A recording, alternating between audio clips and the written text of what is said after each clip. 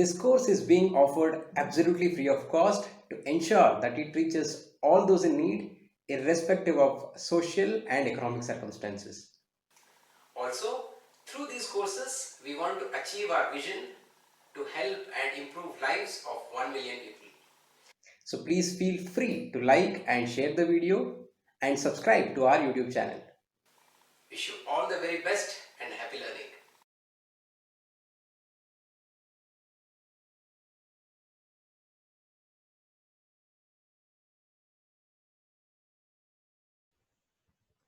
Hi, and welcome to the course Certified Professional Decision Maker. Free course on critical and creative thinking, problem solving, and decision making. These four are identified among the top 10 life skills by World Health Organization.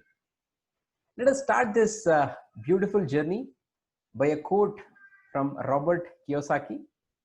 You and only you are responsible for your life choices and decisions. Let's start with this course. Let us first get into the session plan. We will start with introduction to the course and course objectives. We will then get into the details of what is critical thinking, then creative thinking.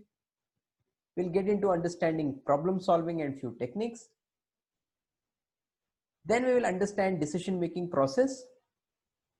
Two beautiful models which are called 6 C's and 6 Sigma methodology of used for decision making. Some more tools and techniques you can use for creative thinking, critical thinking, as well as decision making. You will have a case study and exercise in the end, which is going to be mandatory for certification. Finally, we'll wrap up the course with summary, queries, and feedback. Let us start with introduction to the course and course objectives. This course, Certified Professional Decision Maker, is a very comprehensive course on decision making and problem solving with the following key objectives. 1. To boost critical thinking in learners. To ensure that creative thinking is applied while solving problems. And 3. To help learners take right decisions in personal and professional front. Overall, our objective from this course is to ensure that whenever learners are going to take decisions in their life, maybe it is personal or professional, they apply the concepts of creative and critical thinking. Whenever they face problems, they understand to use these techniques and make the decisions absolutely for their advantage. Let us get into the first session of this course, critical thinking. First, let us start by defining what do you mean by critical thinking. We keep thinking all the time, right? There are millions of thoughts which come to a human's mind every single day. Now, what is the difference between all those thoughts or thinking and critical thinking? Critical thinking is the ability to think clearly and rationally. It involves reflective and independent thinking. I usually say that independence is not about financial independence, it's about independence of thought. Now, critical thinking definition says that it involves reflective and independent thinking, that you are not influenced by someone for your thinking, but you are able to think on your own. It is to gather and assess information in a logical, balanced, and reflective way to reach conclusions justified by reasoned argument based on available evidence. There are few key terms which have been highlighted in this definition. One, critical thinking is based on information. It is very, very logical, balanced. You are reflecting on your thoughts. Also, it is based on reasoned argument and available evidence. Now, these are the critical terms or key terms which you can underline in this definition. So basically, creative thinking is a process where you are deliberately thinking on certain things, not just the thoughts which come to your mind every single minute or second, right? So let's move forward. In order to say that you are critically thinking, there are certain intellectual standards your thinking need to fit in. So let's understand what are these intellectual standards. So let me explain these intellectual standards using a small example. Now assume that I'm doing a session on something like goal setting. I want you to think of some situation in your life where you are absolutely filled with joy. I mean, it was probably the happiest moment of your life. You have to assume this in your mind, and then you have to write down what was that incident in probably around 50 to 100 words. This is an activity I give in a goal setting session in order to give you the power of visualization. Here you are not just thinking involuntarily, but now it is a very focused thinking, right? How can you make it critical thinking? One, clarity. Are you clear on what you are thinking right now? So I have explained what you need to do. Are you having the clarity about your thoughts? Number two, how accurately are you doing what you are supposed to do? Precision. I said the happiest moment. So are you precisely looking for the information or the data which I have asked for? That's precision. Relevance. Do you understand the relevance of what your thoughts or your critical thinking has to the topic I'm discussing? Relevance. Depth and breadth. Are you able to go into that depth and breadth? Are you able to visualize all the different moments in your life, and then are you able to make sure that you are thinking on that one particular moment? Is there logic behind it? I mean, did I ask this to you to do this exercise simply, or is there a logical process? Are you also following a logical process in your mind? Fairness. Are you giving your thought fairness? You're not just fooling yourself and the person who's asked you to do this, but are you really acting fair? All these are, I would say, the characteristics of critical thinking. If all the 8 intellectual standards are met, then you can say that your thinking is being critical and not just a passing thought. Okay, now you understand what is critical thinking. It's very logical, reflective, it's based on information, facts, evidence, all these things. What is the benefit of doing critical thinking? Why do we need to do it? So let's understand little benefits of it. One, you'll be able to learn quickly and you'll be able to solve problems. Problem solving is also a topic we'll be discussing in this course. If you are able to critically think, then this becomes very easy for you. See, learning is a lifelong process. You cannot stop learning just because you are already in a job and you have started earning. No, no, no. Even if you're a professional, even if you're a student, learning is for life. And quick learners are the ones who can adapt to whatever situations is there in their life very, very quickly. So these two things can definitely be improved if you are able to start thinking critically. Number two, it boosts creativity. Now, creative, you can take any example of creative people around you. I usually give for artwork, I give examples of Vilas Naik. He's a beautiful speed painter. Within a few minutes, he can create wonders on the canvas. If you think of what is going on in his mind when he's doing a artwork, he's actually critically thinking. You can go and check on YouTube or on online any of the work or videos of Vilas Naik. The kind of details he'll get into, if he's probably painting Swami Vivekananda on the canvas, the kind of details he is going through is amazing. Now for that, it cannot just come by a passing thought. He has to really think very, very critically. Vilas Naik, in one of the posts, he wrote that some of his friends asked him, you can do any painting in less than a few minutes. Please make a painting of me and give, but don't charge me anything. Why will you charge? Now for that, Vilas Naik said, in order to make this kind of artwork in few minutes, you are just seeing that I can do it in 5 minutes, but there is a 15 to 20-year hard work which has gone behind it in order for me to become that capable. Now that's the point. He also says every artwork or every show that he conducts, he goes through a huge process of preparation, and all this cannot happen just like that. He need to think really, really critically. I've just taken one example. Creativity is very, very important. Again, in this session, we are also going to go through this particular topic, but critical thinking helps you to boost creativity in all aspects of life. Number three, it will let you analyze issues meaningfully. See, most of the times what happens in our life is we get very irrational and emotional while taking decisions when we are faced with a lot of issues. Now, if you become a critical thinker, you will not do that. You will not just take decisions randomly. You think about every situation in your life and analyze whatever problems are there in your life really, really meaningfully. Now, that helps in decision making, that helps in your day to day relationships as well. So, these are the benefits, I would say, of critical thinking. We all start to do it. Let us now finally understand certain barriers to critical thinking. Now that we understand what it is, what are the big benefits of it, but still some of us are not able to think critically all the time. If you understand the barriers to critical thinking, you remove it and you can start thinking critically, right? Let's understand few barriers. Number one, self-centered thinking. Now it's very common. As human beings, we are all, survival of the fittest. We are all self-centered. If you start thinking selfishly, you cannot think critically. Now what happens? If I have done some mistake, I would never recognize it. Because I am a self-centered person, I feel that whatever I have done is right. Gone. Critical thinking has taken a toss. So make sure you are not thinking self-centered. Number two, group think. What is group think?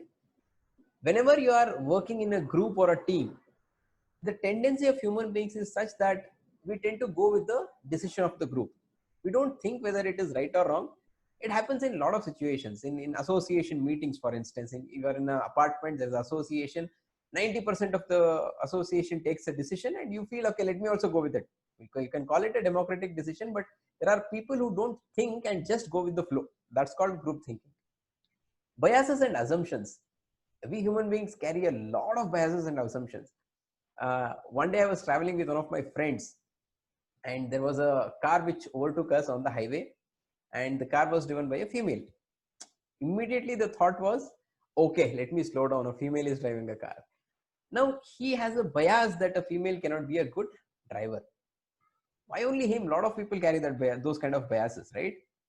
You have to avoid these in order to think critically. Subjectivity and relativism. There are two things. One is subjectivity, one is objectivity. Whenever you are faced with any situation, how are you thinking? Are you being very subjective? Are you only thinking from your point of view, or you are being objective and thinking that okay, whatever situation in front of whoever this issue is, will that be taken in the same way? Now that is objective, right? Subjectivity and relativism is definitely a barrier to critical thinking. Last, wishful thinking. See, wishful thinking is very interesting. So I wish for something to happen and I start thinking in that particular angle.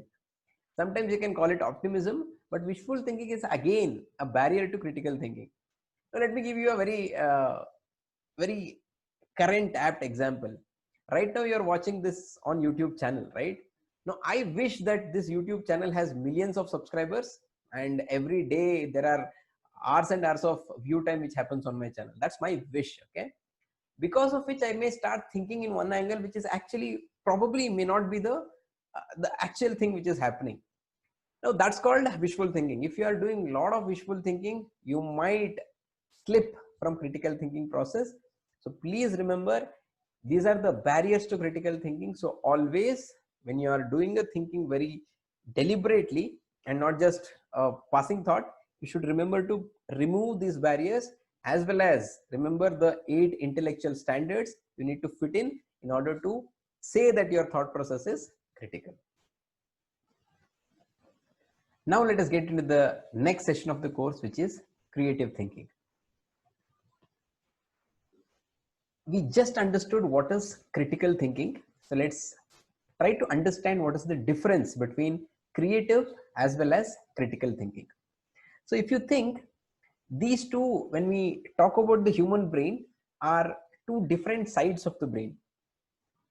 Critical thinking is all to do with the left brain, whereas creative thinking is all to do with the right part of the brain.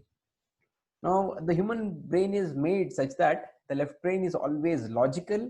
It focuses on facts, information. It's always focusing on realism. Okay, it is very planned and orderly.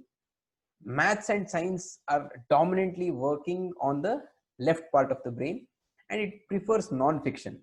So when you solve problems in a class, when you are doing mathematics, when you are learning science, all things which are logical are being controlled by the left part of your brain. Is it enough? Yeah, for critical thinking, that's what we just said, right? You should be very logical, you should base your thinking on the facts, information, evidence, reflection, etc. But absolutely it is not enough. We need to be really creative in certain things. So that's why we work on the right side part of our brain. So the right side of part is very emotional. It is focused on art and creativity. The left is logical, the right brain is intuitive. Okay, imagination is the predominant thing on the right side. Occasionally it's also absent minded. It prefers fiction, and it enjoys creative storytelling. So when you are reading books, when you are watching movies, when you are playing with a child, when you are very emotional, when you are creative, when you are doing some artwork, all these things are controlled by right brain of your body. Now what I am saying is, yes, critical thinking is important. You should be very logical, factual, etc. while taking decisions, solving problems. But for many situations in life, it calls for creative thinking also. Now creative thinking is, as I said, not only limited to artwork or craft work. Even when you are solving some real professional issues, if you are a little creative, little out of the box, you can get the solutions to those problems very, very easily. So that's where critical thinking and creative thinking both are very, very important. Let's now understand what is creativity. I've given a lot of pictures on the screen to just make you understand the concept of creativity. Now, it is the ability to generate new ideas by combining, changing, and reapplying the existing ones. Now, I am giving all these examples for the practical application purpose. All right. Creativity is actually, I mean, the difference between creativity and innovation, if you think, creativity is creating something absolutely new, and innovation is the application of it. But here I am basically combining both and talking about the creativity and innovation together. New ideas can be absolutely brand new, or it can be by combining, changing, and reapplying the existing ones as well. And creativity is also an attitude to accept change and learn from failure. If you go back to the course on entrepreneurship, I have said that handling change and failure is the most important entrepreneurial trait, and that also comes from creativity. It is an attitude to accept change, and failure is not the end of life. So you should understand that and learn from failure. Also, creativity is a process of continuous learning and improvement. You don't just stop at one thing, you keep learning and growing. So recently I was talking to a cartoonist. So he said, I started my journey of serious cartooning around 10 years back, and I myself laugh by seeing the cartoons I have made in 2010. And he says, I have evolved as a cartoonist. And he says, I have not even taken out those pictures to remind me that that was my journey.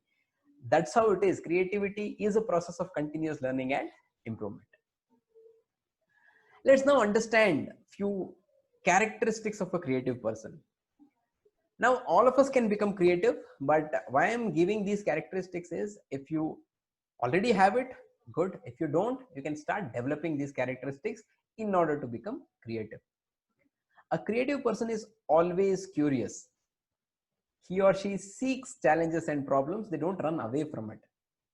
They are very, very optimistic. They don't get bogged down by problems. They are very positive and optimistic for life. They are very imaginative. They have a never give up attitude. Problems might come, they might fail 100 times, but they'll never give up. They're able to adapt to change really quickly. Now, if you think, all these characteristics fit in beautifully for a infant. A child is very, very curious. He or she wants to know everything around them. They seek problems and challenges. That's why parents get so irritated with the children, right? They keep getting into problems. They are very positive. They never give up. They're very, very imaginative. Change is absolutely okay for a kid or for a child. Now, the point is very simple. As a human being, when we are born, all of us are born creative. But because of the circumstances around us, we tend to slowly go away from that creative thought, and we become very practical or logical. It's not okay to give up your creativity. So if you have given up all these traits, This is the time to start imbibing those states again and to become a creative person. As I said, the more creative you are, the more it will help in order to solve problems, take decisions, and many other things in your life. Let me give you some methods to enhance creativity. And as I said, I'm not talking about the creativity of art or craft, but I have used some practical innovation in order to explain these methods. First one is evolution. Evolution is a very basic thing in life, right? So we have evolved from ape to human being. Right now everything evolves. So if you use that evolution, you can be a little creative also. Let me take an example. Earlier, for dosa or idli batter, this kind of stone was used, right, to create that batter. From that, we have now evolved to a grinder using which we create the batter for idli or dosa. That's called evolution. There are a lot of products and services around. If you see, they have evolved from something few years back to what it is right now. Second method is synthesis. Now synthesis is combining two or three different things or many different things together in order to create something. Just to give you an example, a space rocket. If you see our ISRO, Indian Space Research Organization, or NASA, when they launch one particular rocket to the space, it is not just one project. There are multiple teams working for it. There is an engineering team, there is a production team, there are software coders, there are so many people working together to get that one rocket launched and to make sure the satellite is there in the space station. Revolution. Now revolution is something which is out of the blue. No one had thought of it, and suddenly someone comes out with a revolutionary idea. This happens sometimes, not every time. People can come up with revolutionary ideas. So one example I have taken here is Google Maps. Before Google Maps, I think no one had thought that maps can become something like this. So earlier it was a physical map which people used to create on a paper, and that used to be copied and used for navigation and other purposes. Now Google suddenly revolutionized this idea, and they came up with something called Google Earth. They had satellites, and the entire Earth was the picture of the Earth was captured, and you could see all the areas on a computer screen. Initially, no one thought that it could become what it is today, right? But today, if you think, the same Google Earth has become Google Maps, and we use it every day in our day-to-day lives to get from one point to another. It has become a part of our lives. Now that's a revolutionary idea, if you think. For reapplication. So many things, you need not create something absolutely new or something. It can be just reapplication of already something which is already there to something else. So let me give you an example. 3M has a product called Scotch-Brite. Now this product which you can see on the screen, one side there is a sponge, and on the other side there is a Scotch-Brite or the scrub pad which is used to clean vessels. Now sponge is also a product which is already there. Scotch-Brite was also available. They just reapplied the same products to a different application. That's called reapplication. And last but not the least, one more method to enhance creativity is to change direction. You see, you can't just sit with one idea and say that, okay, this is it. No, I can't do anything else. Now I'll give you an example of Ola here. Ola, when they initially started in India, in Bangalore, they started with their own cars. Okay, they bought cars and gave it to drivers to drive. It was a very conventional model which they used, thinking that that is what will work in India. But within some time, they changed direction. They said, no, we are not going to buy assets.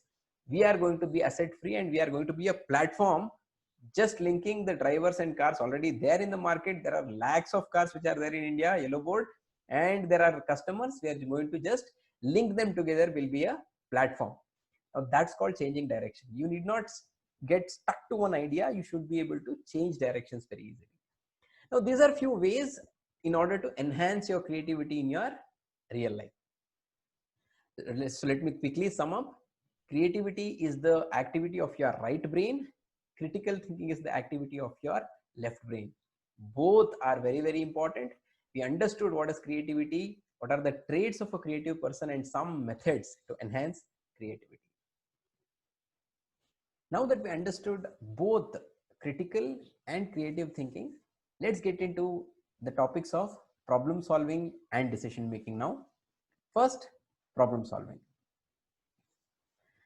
Let's start with defining what is problem solving. It is a process of finding solution to difficult or complex issues. Problem solving and decision making are actually two faces of the same coin. Some solutions lead to decisions and some may not. Just to give you an example, we face a lot of issues in life and all those can be termed as problems. So once we analyze and get into a solution for those issues, we tend to take a decision based on the solution, right? And where are the situations where we don't take decisions? Those are problems like your subject problems, physics, maths, science, whichever problems you are solving, you have a problem in hand and you solve it. It doesn't lead to any decisions basically. So that's why I say problem solving and decision making are two faces of the same coin. Let us solve some problems. Okay, so we are talking about problem solving. Let's take some problems and try to solve it. Now if I say that 3 plus 3 is not 6 but 3 plus 3 equal to 8, then you will have to find what is 5 plus 5 equal to and what is 7 plus 7 equal to. As I said, this is not a passing thought. You have to think critically. Okay, if you want, you can think creatively also. Now use both your left and the right brain to come up with a solution to this particular problem. You can pause the video here if you want and find the solution for it. Now, using the left brain, you may come up with an equation. Okay, now 3 plus 3 equal to 8. So let me write an equation for it. So if we take this number as x, x plus x is equal to 2x plus 2. So if you put the value of x equal to 3, 3 plus 3 equal to 2x, that is 3 2s are 6 plus 2 is 8. Now you have made a beautiful equation for this, and using the same equation you can get the answer for 5 plus 5 and 7 plus 7. The answer should be 5 plus 5 is equal to 10 plus 2, 12. 7 plus 7 is equal to 14 plus 2 equal to 16. Now I'm not saying this is wrong. Okay, beautiful. So you have used your left brain, critical thinking to come up with this answer.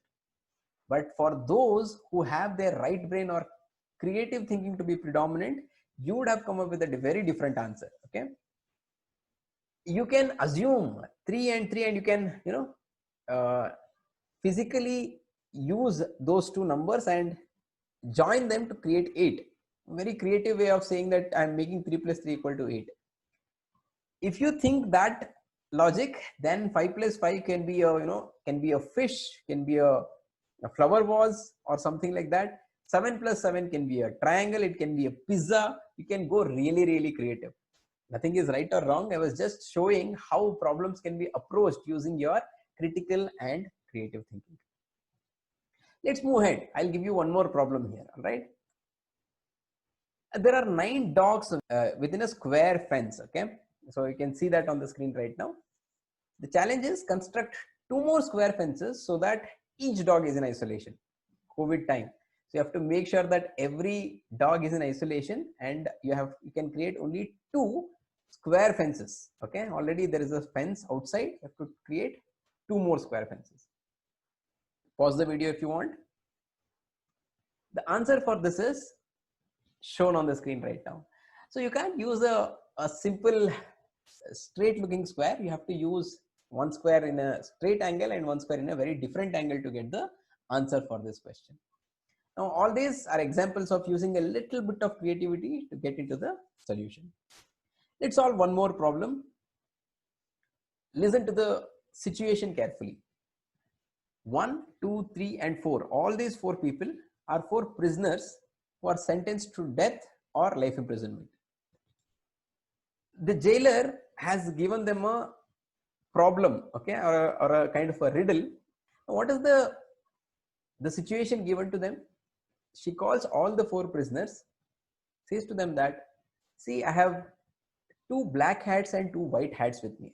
We have very small hats, and you are 4 people, I have 4 hats. I'll make you stand in some place. It is a well lit place, okay, and then I'll drop 1 hat on each one of your heads. When I make you stand, I'll make sure that your heads are also fixed, your body is also fixed. I'll be tying you, you'll be chained. Anyone who can shout the color of your own hat correctly will go home, no questions asked.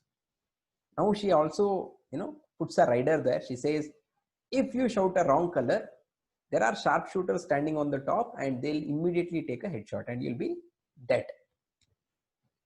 Now, these four prisoners are made to stand in the way it is shown on the screen right now. 1 and 2 are standing on a staircase. 3 and 4 are standing on the floor. There is a wall, an opaque brick wall between 3 and 4.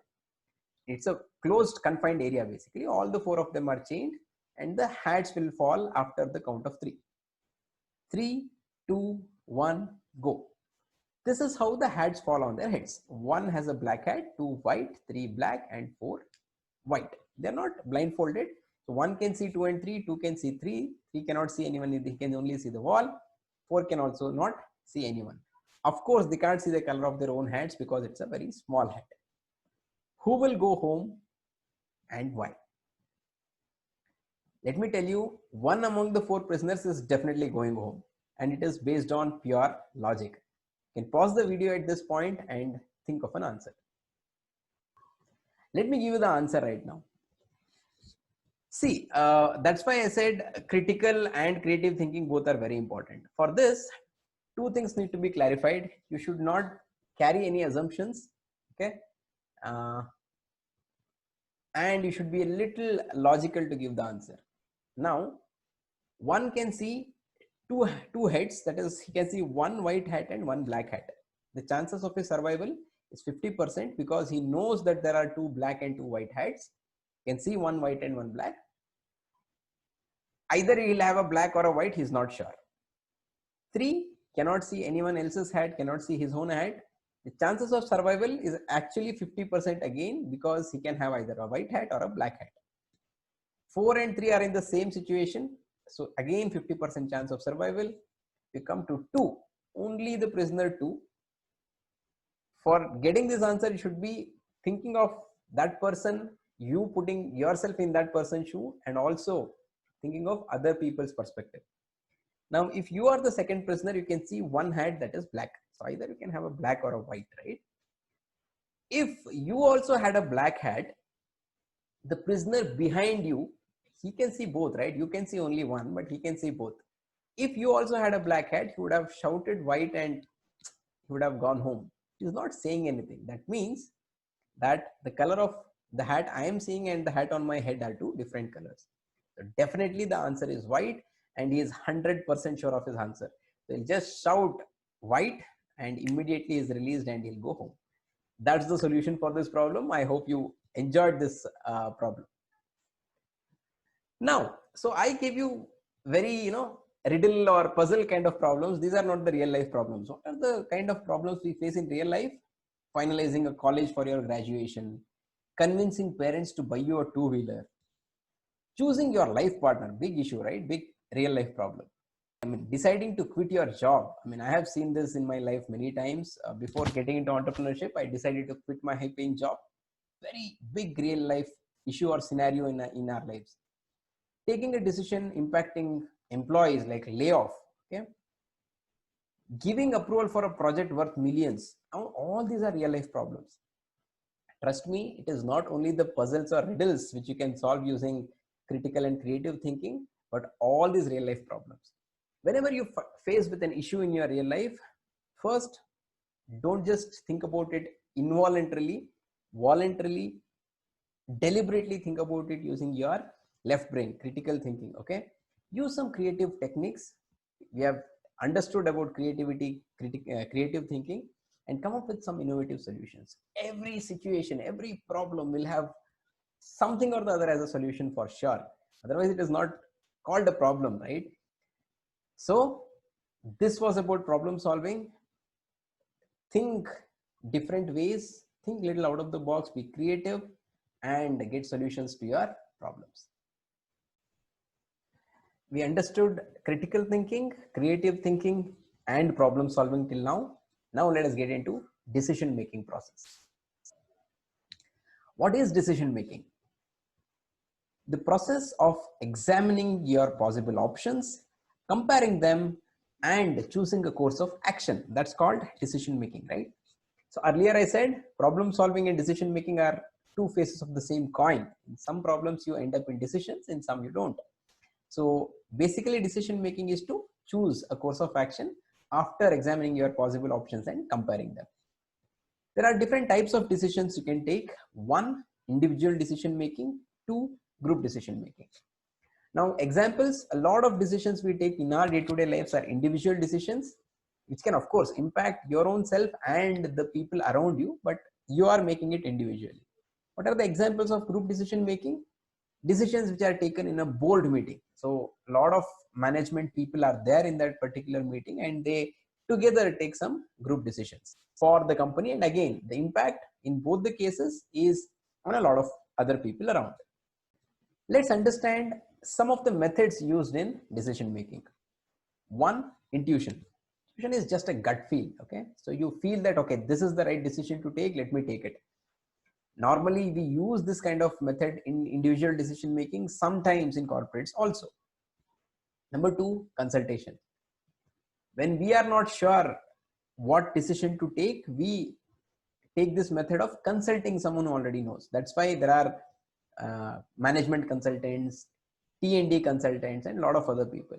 You go to people who know about that particular topic or issue. You also have well-wishers to whom you can go to for getting the consultation. Third, voting. Now voting is a method used in group decision making.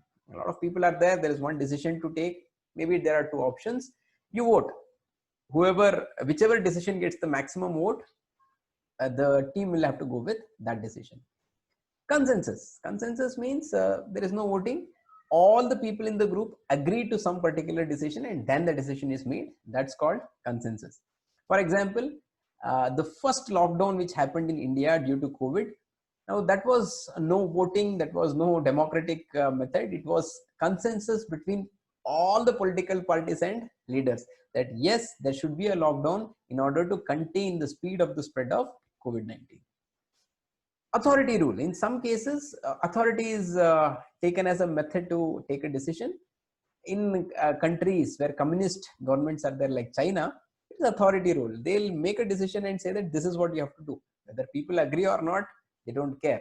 Many corporates also take this kind of a style. What is right, what is wrong, we are not discussing. All these are different methods to make decisions. Let's now understand the conventional method of decision making, how decisions are made traditionally, and it is a 6-step process. What are those 6 steps? One, first, identify the problem. Whenever there is a need to take decision, there is a problem or issue, understand that thoroughly first. If you are very clear about the problem, the issue is half solved. So please identify the problem correctly. Two, analyze the problem. You understand that yes, this is a problem, get into the details. Why is there a problem? Analyze it in depth. Develop alternate solutions. Any problem will have multiple solutions.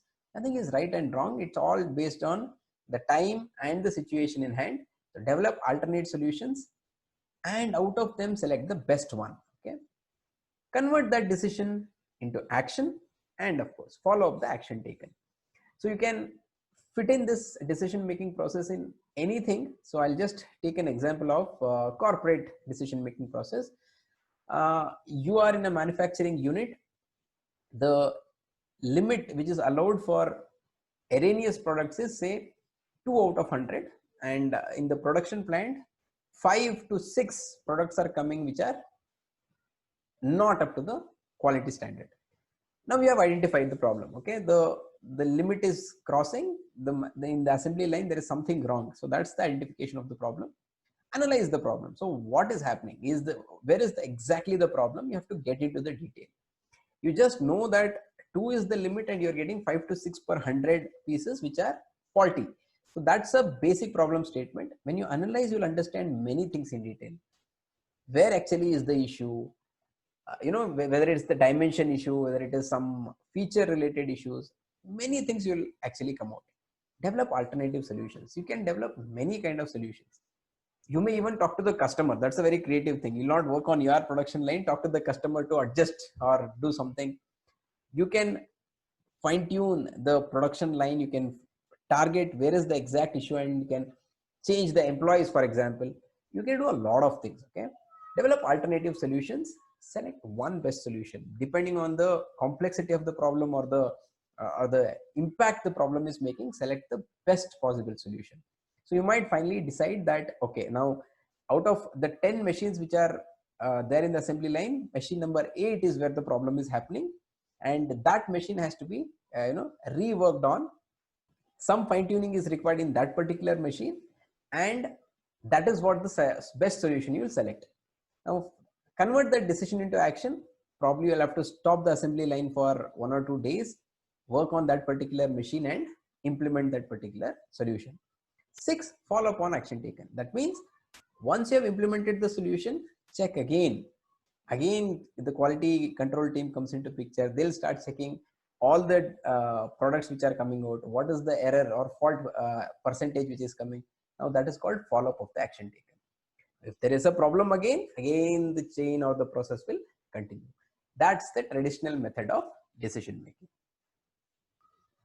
We understood the decision making definition and the traditional process of decision making with some methods used.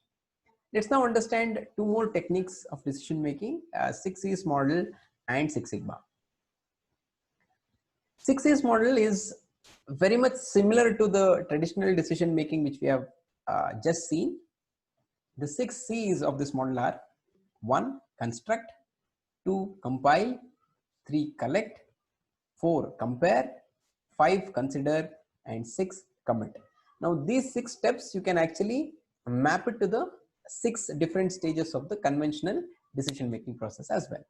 So let me explain these 6 C's using one more example. So let's take that you want to buy a car. Okay, so let's take that as an example. You need to decide on which car you need to finalize. So how do you go about taking this decision? Using 6 C's model. 1, construct. First thing first, you need to decide on the problem or the issue, right? So construct the problem. You need to buy a car for your family of 4, let's say. Now that's the problem statement. You have constructed the problem statement. Now compile. Okay, now the problem, you have to be a little more clear about what is the issue. So you have said you have a family of 4.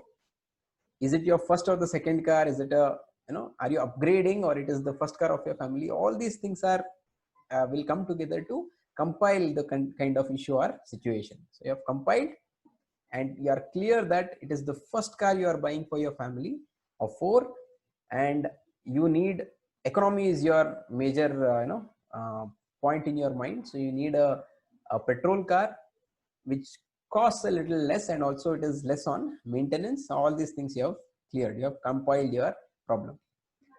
3, collect. So when you have this kind of a situation at hand, you will collect a lot of information about different brands as well as models of cars, right? So you'll collect a lot of information. You might go to a showroom physically, get the brochures of the cars of all different types. Okay, maybe a hatchback, sedan, SUV, all those you will collect. Petrol, diesel, different models, what are the features? That's called collection of information. Step number 3. Now once you have collected all these information, the 4th step is to compare them. Whether you go collect the information physically or online, you have a lot of information in hand, and you start comparing it. Okay, now you might start comparing the brands, Maruti Suzuki, Hyundai, Toyota, Tata, a lot of other things. Okay, and with that you will compare the different features, price, the different benefits which the company is giving, and so on. Maybe the maintenance, service cost, and all these things. Now that is called as comparing. Now once you compare everything, you will start considering one particular model. So now you think, okay, let me not go for a foreign company, let me go with the Indian company. Say let you finalize like that. So you say you have 2 options now. One is Tata Motors and one Maruti Suzuki. Though Suzuki is not Indian company, they have become an Indian brand now, being here for so long. So you have decided on these 2 brands, either Tata or Suzuki. Okay. And out of them, you finally think that, okay, no point in going for a sedan or a SUV, let me go for a hatchback car. So you are very clear. In these two brands, there are say around two models in each, different hatchbacks which you have finalized. Finally, after all the consultation, all the methods we have discussed, right? Your intuition, consulting with people, talking to people, collecting and everything, talking to your family, etc. You are planning to consider, say for example, Tata Tiago. That's what you have considered. So once all these things are done, last thing is to commit. Now, how do you commit to this decision? You probably call the dealership and the salesperson, or you visit a Tata dealership, go and say that, yes, Tata Tiago base model or the middle model petrol variant is what I am planning to buy, and you pay the booking amount and book that particular car, and probably check about the finances, delivery date and all those things. Now that is called as committing to your decision. Now I hope you understand this 6Cs model. So any decision or problem you are facing, you start by constructing the problem, compiling the issue or the situation, collecting information, comparing the alternatives, considering one solution and committing to it. Very similar, or you can actually map the 6 stages to the traditional decision making process as well. Let's move ahead. There is one more technique called Six Sigma. Now, Six Sigma is usually used in manufacturing plants in order to overcome the issues or problems which they face. It is also called as DMAIC. DMAIC is DMAIC. So let's understand what it is. D stands for define, M for measure, A for analyze, I for improve, and C for control. Now, why is this Six Sigma? Basically, out of 1 million, 3 to 4 is the number of errors or faults which needs to be there. Now that is called as a Six Sigma level of accuracy. Now in order to achieve Six Sigma, they follow this particular process called DMAIC, and this actually can be applied not only in manufacturing plants or companies, but in real life as well. So first define what is the problem, measure and understand. That's what we do. We collect a lot of information, we compare the alternatives, etc. We analyze the issue or the situation at hand, improve it using the decisions we have taken based on the problem and measuring and analyzing. And finally, once you improve, you don't leave it at that, but control. In companies, in manufacturing units, they use different techniques to control the process or the improvement which has been implemented. In real life also, we can, after implementation of the decision, we can observe how it is going on, and that can be called as control. So Six Sigma is a methodology to achieve 3.4 faults per million. For that, they use a technique called DMAIC, DMAIC, define, measure, analyze, improve, and control. It can also be implemented in our real life in order to arrive at a decision whenever we are faced with some issue or a problem. Now let us understand some more tools and techniques in order to take decisions. One, 5 whys technique. Now this technique is used for root cause analysis. If you think children usually keep asking why for everything, right? Whatever you say, why? Basically the 5 why technique is exactly the same. You have any issue or situation at hand, start asking why, and don't ask once, ask 5 times. In the process of doing this, you'll finally arrive at a root cause of the problem. Okay, so you can take any example. I'm just taking, if you have a, say, argument with your parents. So first question, why did I have an argument? Because my father said something to me. Why did your father say that particular thing to you? Something else will come. So why? You will finally arrive at the root cause of the issue. Second technique is called as 5W and 1H. Now this technique can be used in multiple places. For example, you have a new project at hand. You want to go and explain it to your team members. Best way to explain anything new to a person is use 5W and 1H. It stands for why, what, when, where, who, and how.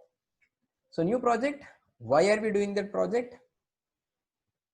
When, who is doing it, what are all the things we will be doing, where and how are we going to achieve it.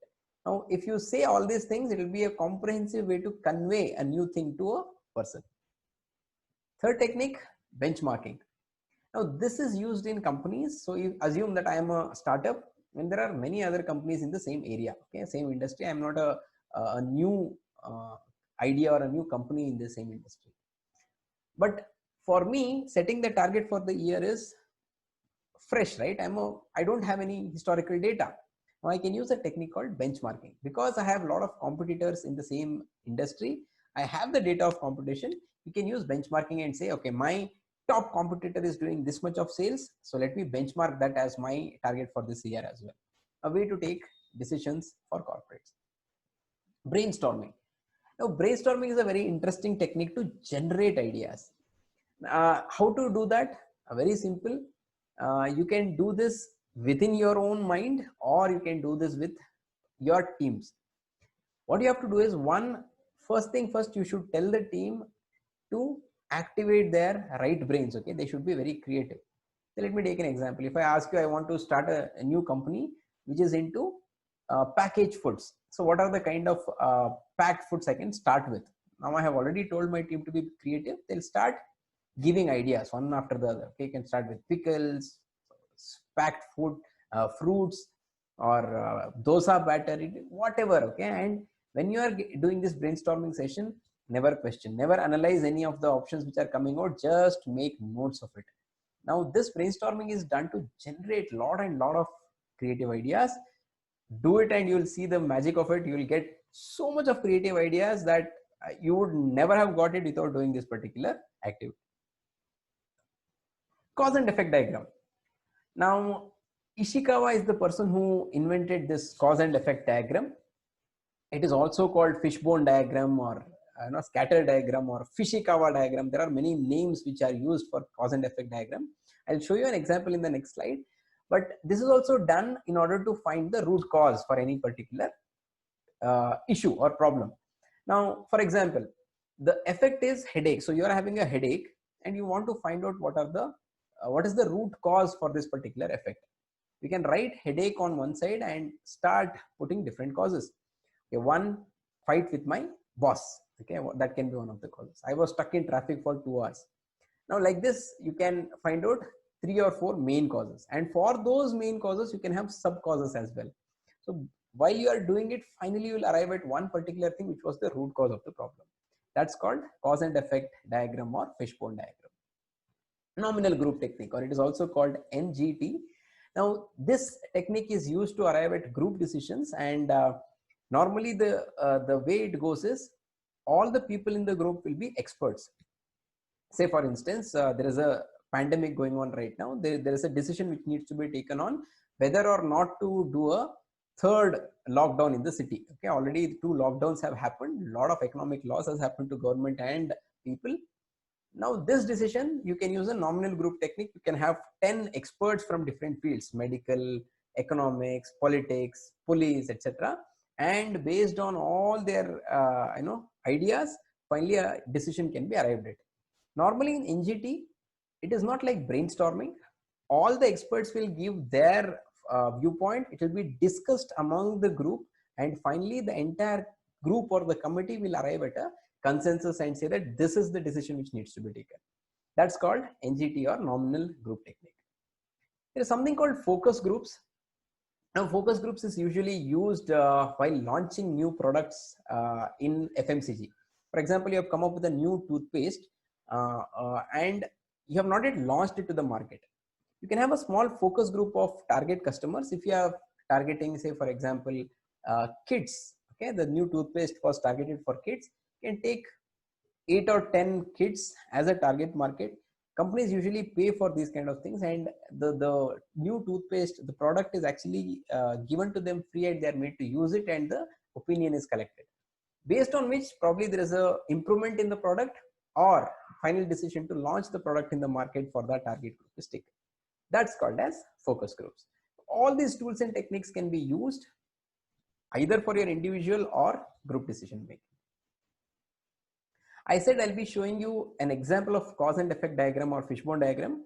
Now this cause and effect diagram was made by one of my students. The effect is a great public speech. Okay, and what are the different causes for it? Now, as you can see, the main effect is written here, and there is an arrow mark, and there are many different causes which these people have marked: body language, confidence, preparation, and so on. For having a good body language, what are the different causes? Gesture, posture, presence of mind, and so on. Like this, you can make a very detailed scatter diagram or fishbone diagram or cause and effect diagram in order to analyze the different causes for the effect, and also if you want to find out the root cause for a particular problem. Let me give you some tips to enhance creative as well as critical thinking. Always think out of the box, look at an issue from different perspectives. As you saw in one of the problems which we took of the four prisoners, always look from different perspectives, be as creative as possible. There can be many right solutions to a problem. Don't stick to a solution and say this is the only thing. Any problem can have multiple solutions to it, and all of them can be right. Be honest to yourself. Don't have that self-serving bias or egocentrism. Be honest. If you think whatever you are saying is right, it is right. If you are wrong, you are wrong. Be honest to accept it. Be curious and patient. Always have curiosity to understand and learn new things. Have patience. Avoid bias and assumptions about people and situations. Always go with a clean blank mind when you are talking to new people. Accept feedback and criticism positively. First of all, ask for feedback as much as possible and take it really positively to improve yourself. Let us now understand the case study or exercise for this course. Remember, exercise and quiz is mandatory for certification. If you are planning to buy a car for your family of 5, which car will you finalize? What different factors will you consider? How will you arrive at a decision? Use the learning from this course and prepare a minimum 1-page write-up. Link for the quiz, which is going to be 20 multiple choice questions, will be shared with those interested in certification. This is how the certificate, if you choose to get it, will look like for certified professional decision maker. We are now at the end of the course. Let me quickly summarize what all we have covered in this 1-hour course. We started with introduction to the course and objectives. We then got into critical thinking, creative thinking, problem solving. In all those, we understood the definition, what is it, how to develop different problems. We then understood the decision making process, different methods of decision making in both individual and group decision making scenarios. We also understood the traditional decision making process of 6 steps. Then we understood 6 C's and 6 Sigma model for decision making, and many other tools and techniques which can be used, like fishbone diagram, scatter diagram, brainstorming, benchmarking, all these things which can be used in order to take effective decisions. Finally, we understood the case study and exercise. Thank you so much for taking up this course. We hope we were able to add value to you through this course. Let us end this course with a quote by Scott Adams. Creativity is allowing yourself to make mistakes. Art is knowing which ones to keep. Don't hesitate to make mistakes, make more mistakes and learn from it. You can write email to us if you have any questions and feedback. Thank you so much. Wish you all the very best and happy learning. Congratulations on completing this online course. What next? 1. Implement the learnings of this course in your personal and professional life. 2. Like, share and subscribe to our YouTube channel. 3. If you want to get certified, please do email us your interest. In order to get certified, you need to complete the quiz and the exercise or case study as explained in the course. The price is to cover our expenses of course creation and certification. Getting the certificate as shown in the course is purely your choice. Thank you for choosing Arun's Academy for your learning needs. If you have any questions, clarifications, or in case of training requirements, please feel free to contact us. Please do write your feedback regarding the course.